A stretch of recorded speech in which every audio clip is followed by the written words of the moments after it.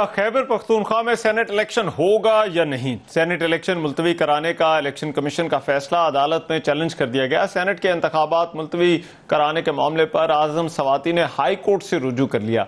PTI रहनुमा आजम सवाती के वकील अली अजीम आफरीदी एडवोकेट ने पेशावर हाई कोर्ट में दरखास्त जमा कराई, जिसके अंदर मौक़िफ़ इख्तियार किया गया है कि खैबर पख्तूनख्वा में सेनेट इंतखाबात मुलतवी करवाना गैर कानूनी है। इलेक्शन कमीशन ने सेनेट उम्मीदवारों को सुने बगैर फैसला जारी कर दिया।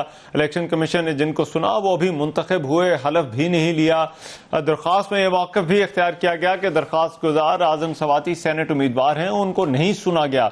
इलेक्शन कमीशन के फैसले से सेनेट का इंतखाबी अमल मुतासिर होगा और ये इलेक्शन कमीशन की आईनी जिम्मेदारी है इसको यकीनी बनाना। दूसरी जानिब इत्तलात के मुताबिक स्पीकर खैबर पख्तूनख्वा असम्बली ने भी इस मामले पर अदालत जाने का फैसला कर लिया। ज़राए के मुताबिक उन्होंने कानूनी माहिरीन से मुशावरत की और वो पेशावर हाई कोर्ट के फैसले के खिलाफ नजरसानी अपील दायर करेंगे। क्या तहरीक इंसाफ अदालत से कानूनी रिलीफ हासिल करने में कामयाब हो सकती है या नहीं, इस पर बात होगी। शाह साहब साबिक सेक्रेटरी इलेक्शन कमीशन इस वक्त मेरे साथ मौजूद हैं। जरा कानूनी मामला है और इलेक्शन कमीशन के कवानीन इस पर क्या कहते हैं, इस पर उनसे बात करते हैं। कमर दिलशाद साहब, बहुत शुक्रिया आपके वक्त का। कमर दिलशाद साहब, क्या ऐसा हो सकता है कि खैबर पख्तूनख्वा में सेनेट का इलेक्शन ना हो और बाकी तमाम सूबों के अंदर हो? देखिए जनाब, बाकी सूबों में तो सेनेट का इलेक्शन है वो मुकम्मल हो रहा है। पंजाब में जो है अनपोल हो चुके हैं और इसी तरीके से टेक्नोक्रेट्स की सीटों का इलेक्शन होना है और सिंध का इलेक्शन भी होना है। बलूचिस्तान की भी 11 सीटों पर बिला मुकाबला इंतखाबात हो चुके हैं। लेकिन यहाँ तक खैबर पख्तूनख्वा का सवाल है, बड़ा आईनी कानूनी तौर पर यह मामला है कि जो आइन का जो आर्टिकल 109 है उसके तहत गवर्नर जो खास तरफ करेगा खैबर पख्तूनख्वा असेंबली का, तो वो उसमें बाकायदा एडवाइस होती है चीफ मिनिस्टर खैबर पख्तूनख्वा की। अब चीफ मिनिस्टर खैबर पख्तूनख्वा ने तब को रिकमेंड नहीं किया, सिफारिश नहीं की, तो उन्होंने डायरेक्ट इलेक्शन और डायरेक्ट उन्होंने असेंबली का इजलास तलब करने का हुक्म जारी कर दिया, जो कि कानून की नजर में दुरुस्त नहीं है। इसी तरह से मामला जहां तक इलेक्शन कमीशन पाकिस्तान के इख्तियारात का मामला है, तो पहली मरतबा रियान साहब हमने भी बड़ा अरसा गुजारा इलेक्शन कमीशन में, तो ये पहली मरतबा इलेक्शन ने अपने तमाम इख्तियारात को बरोए कार लाने का फैसला किया। उनके पास इख्तियारात हैं, जैसे उन्होंने हवाले दिए हैं कि जो इलेक्शन एक्ट का जो सेक्शन 4A जो है वो बहुत इंपॉर्टेंट है।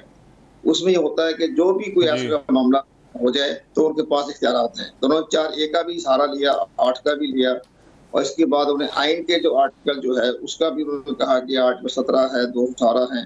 ये सारे मामला को देखते उन्होंने कहा जी हम इलेक्शन मुलतवी कर देंगे, पोस्टपोन कर देंगे, मौखर कर देंगे सेनेट का इलेक्शन का। वो इनके पास इख्तियारात तो हैं कि वो अपना इख्तियारात इस्तेमाल करते हुए इलेक्शन सेनेट का मुलतवी कर सकते हैं।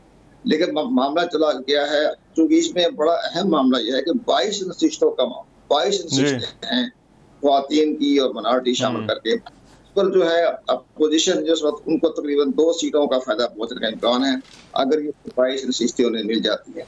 तो ये सारा मामला 2 नशिस्तों की लड़ाई झगड़ा चल रहा है, जिसकी बना पर यह असेंबली का इजलास नहीं हो रहा। अच्छा, अब लेकिन जो कानूनी पोजीशन स्पीकर ने इख्तियार की है और उन्होंने कहा है कि जब तक मखसूस नशिस्तों के हवाले से सुप्रीम कोर्ट का फैसला नहीं आ जाता तब तक जो है वो इंतखाबात यहाँ पर जो है वो तब तक जो है वो इनका हलफ जो है वो ना लिया जाए। इसको आप किस तरह से देखते हैं? क्या क्योंकि बाकी जगहों पर हम देख रहे हैं हलफ बर्दारी हो चुकी है, जो एक्स्ट्रा नशिस्तें भी जो मिली हैं, लेकिन क्या सिर्फ खैबर पख्तूनख्वा में ये मामला सुप्रीम कोर्ट के फैसले से जोड़ा जा सकता है? सुप्रीम कोर्ट ऑफ पाकिस्तान के पास इनकी जो मखसूस नशिस्तों का जो हियरिंग के लिए केस जो जेर समाअत है या अभी उसकी डेट मुकर्रर नहीं हुई है, वो तो अभी उसको हुक्म में इत्तला जारी नहीं किया गया, ना उनको कोई इसकी सलाह बारे में कोई यकीन दहानी करवाई गई। अभी तो उन्होंने रिट पिटीशन दाखिल कराई है। अब रिट पिटीशन दाखिल कराई गई है, अभी समाअत भी शुरू नहीं हुई, उस पर इलेक्शन कमीशन पाकिस्तान का नुक्ता नजर यह है कि हम अपना हलफ जो है उठाया जाए। लेकिन बहरहाल ये मामला सुप्रीम कोर्ट तक जा रहा है, तो ये इलेक्शन सुबह खैबर पख्तूनख्वा में सेनेट के इलेक्शन होते हुए नजर नहीं आ रहे। लेकिन बाकी जो 3 इलेक्टोरल कॉलेज तो मुकम्मल हो जाएंगे, वो तो मुकम्मल हो चुके हैं तकरीबन।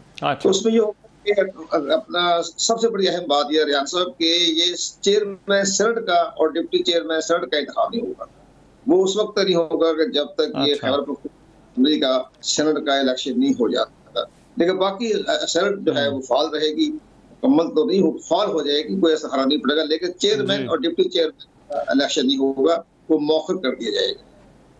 ये मामला ठीक है, लेकिन इलेक्टोरल कॉलेज कमर दिल शाह साहब, हम इससे पहले भी देखिए सदर और वजीर आजम के इंतखाब में भी ये मामला इलेक्टोरल कॉलेज के मुकम्मल होने नामुकम्मल होने का आया था। तो क्या खैबर पख्तूनख्वा में एक नामुकम्मल इलेक्टोरल कॉलेज के साथ सेनेट इंतखाबात नहीं हो सकते? नहीं, सेनेट के इंतखाबात को फिलहाल इलेक्शन कमीशन ने अगर शेड्यूल तब्दील कर दिया तो खैबर पख्तूनख्वा में सेनेट का इलेक्शन मुमकिन हो जाएगा, लेकिन बाकी सूबों के जो इंतखाबात हो चुके हैं या हो रहे हैं उनमें तो कोई हरज कोई रुकावट नहीं है। लेकिन सबसे बड़ी अहम बात यह कि चेयरमैन और डिप्टी चेयरमैन के लिए तो इलेक्टोरल कॉलेज होना मुकम्मल होना चाहिए। तकरीबन 11 सीटें हैं खैबर पख्तूनख्वा की, तो 11 सीटों की अदम में चेयरमैन और डिप्टी चेयरमैन का इंतखाब होना नामुमकिन नजर आता है, जबकि के पूरा खैबर पख्तूनख्वा की 11 सीटें हैं।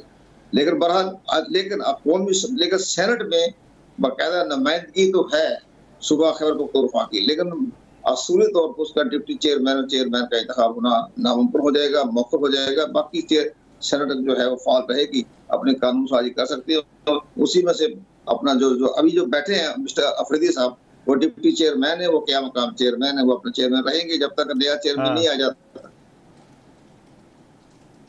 ठीक है, राइट, बहुत शुक्रिया। कमर दिल हमारे साथ मौजूद थे और बात कर रहे थे ये जो एक तनाज़ा है, एक तरफ स्पीकर खैबर पख्तूनख्वा असम्बली और दूसरी तरफ इलेक्शन कमीशन है। ये मामला अब पेशावर हाई कोर्ट में एक और दरख्वास्त है वो दायर की गई है। देखना है कि क्या ये इंतखाब होता है या नहीं होता है। एक ब्रेक शामिल करते हैं, वापस आते हैं इस ब्रेक के बाद।